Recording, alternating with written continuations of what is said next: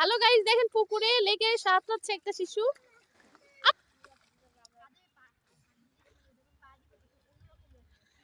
একটা শিশু গোসল করছে এই লেকে।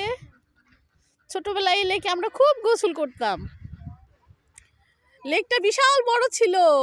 স্কুল থেকে এসে ব্যাগ রেখে দলবল নিয়ে এসে ঝাঁপিয়ে পড়তাম এই লেকে।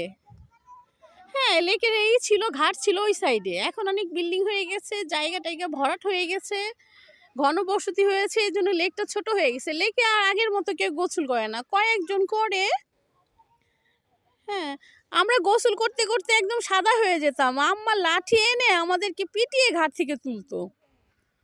হ্যাঁ, আমি যদিও সাঁতার জানতাম না, কিন্তু এই লেকের এই কর্নারের দিকে গোসল করতাম। আর আমার বড় যারা ছিল, যারা সাঁতার পারতো, তারা এর মাঝে চলে যেত।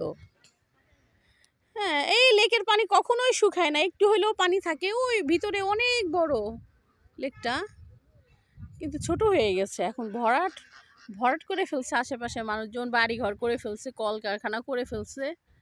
হ্যাঁ, এই পুরাতন গাছ ছিল। আকাশ দেখেন, এই লেকের পাড়ে এই যে হাঁসগুলো কি সুন্দর কিলবিল করে হেঁটে বেড়াচ্ছে। দেখেন,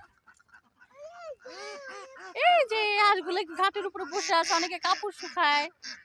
আয় আয় আয় আয় আয়।